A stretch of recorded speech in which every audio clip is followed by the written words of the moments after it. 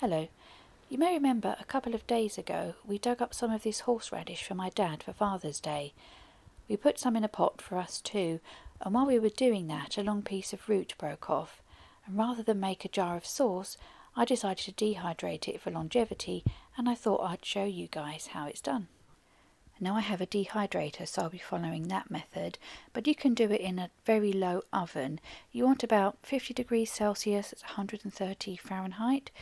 And if your oven doesn't go that low, put it as low as it will go and just leave the door open a crack to help keep the temperature down and let the moisture escape. And this is the root. As you can see, it's a good size. It's about 12 inches, I suppose, so well worth preserving. So I washed and scrubbed it and then cut it on a mandolin with the blade set to 1mm, so it was nice and thin. I didn't have enough to fill my 6 trays in the dehydrator, so I could spread these out quite a bit, as you can see on the trays, and they're ready to go in.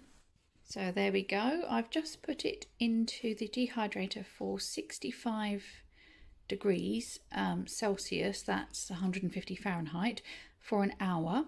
And now I'm going to reduce the temperature. I don't think you'll be able to see this. I'm going to reduce the temperature down and I'm going to put it on for 8 hours. 8. And I'm going to reduce it down to 54 degrees. That's 130 Fahrenheit. I don't think this shows up very well on the video. There we go. And then that should be ready. I'll check it after 8 hours and just make sure it's nice and crispy. Right, and here it is all finished. Now if you can hear, it's ever so crispy. And what I like to do is just check the thickest pieces. Okay, so now I'm going to get my little grinder out. And here we go. You might have seen this before if you've seen any of my food processing videos before. And I'm going to use what I call the straight blade. The other one it comes with is a cross blade. This cross blade is good for chopping things up, but you want the cross blade, or this particular model, for making things into a powder, for really grinding things down. This is actually a coffee and herb mill. So if you are looking to grind, you want to look for coffee grinders. Some coffee grinders don't do herbs though, so just check the description and make sure that they do herbs, and you should be able to do everything in those. So right now I'm just going to pop some of these in. These feel a bit like wood shavings.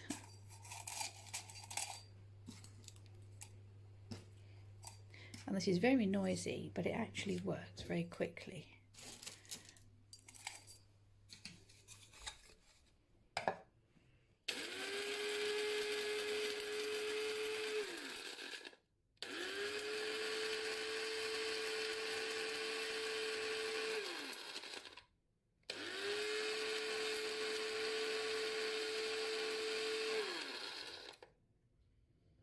Okay, I always wait a second just to let any powder fall down again. Look at that, only a little bit left, and you can see the dust coming out there. I don't want that everywhere.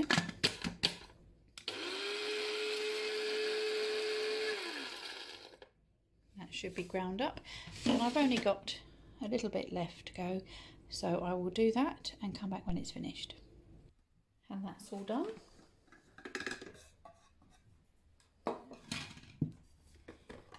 Not a bad amount there. Now this has actually been left overnight, and I have checked. Just make sure that this is all completely dry. If you feel that the powder is still a little bit damp, then you can pop it back in the dehydrator. To stop it blowing around everywhere, you can pop it in either a little dish with a lid over the top, but make sure the air can circulate around, or you can pop it in little cupcake paper cases, but that is dry enough for me. And the reason I left it overnight was the bottles that I use, the labels hadn't been taken off. So I wanted that done, and I obviously wanted them completely dry, and I've just popped it in the oven just to make sure it is bone dry, and obviously it's cooled down. And this wide neck funnel fits very conveniently over that. I'm just going to pop that in.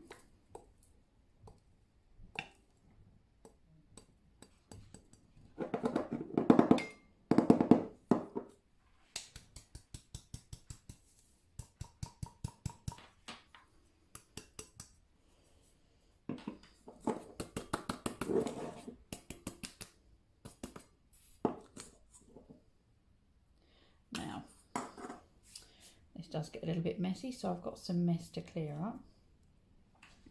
But you can see there half a bottle from a root that just snapped off as we were digging up the plant.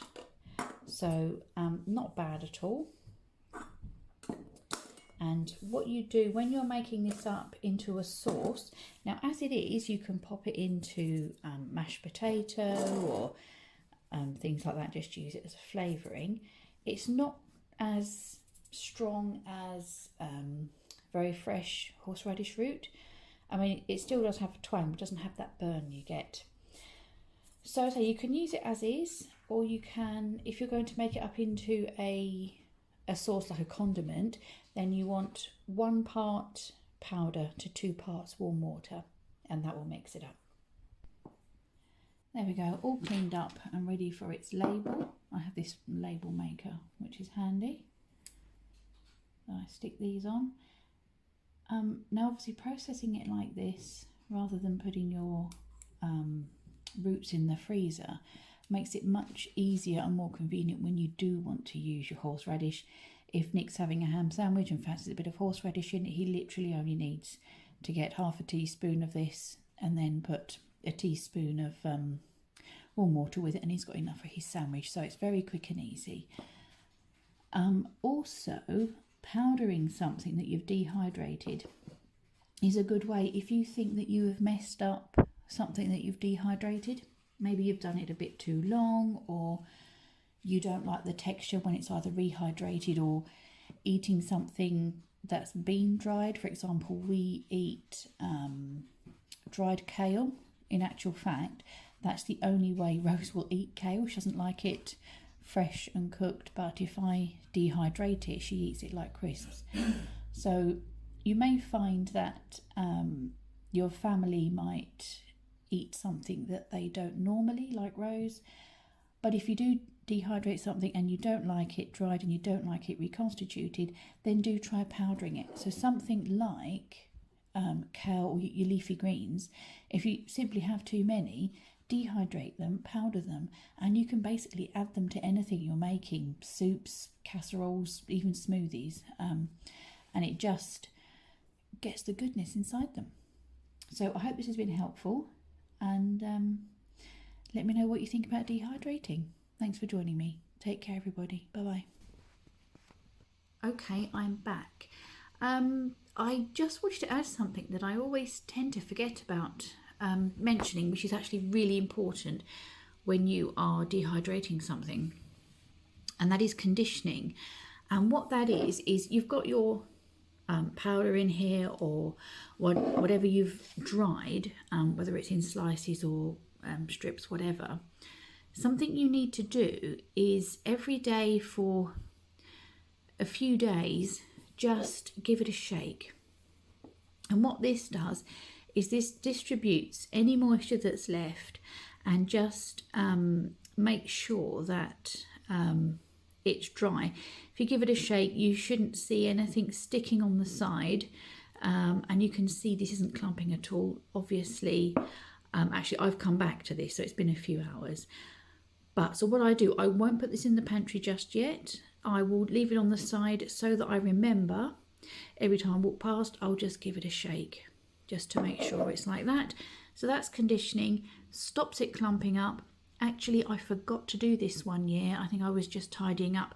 I'd made some garlic powder, which I was really sad that I wrecked it actually by not conditioning it, because I find it so convenient to use. I mean, it's work in the beginning to chop up all the garlic and make the powder, but it's so convenient through the year. It's convenient storage, and just to get out you know, half a teaspoon and use that instead of a couple of cloves is much better. So if you don't do it like I didn't, you could just end up with a thick clump, and it's unusable, which is a shame. So yeah, that's the extra bit. Don't forget to condition.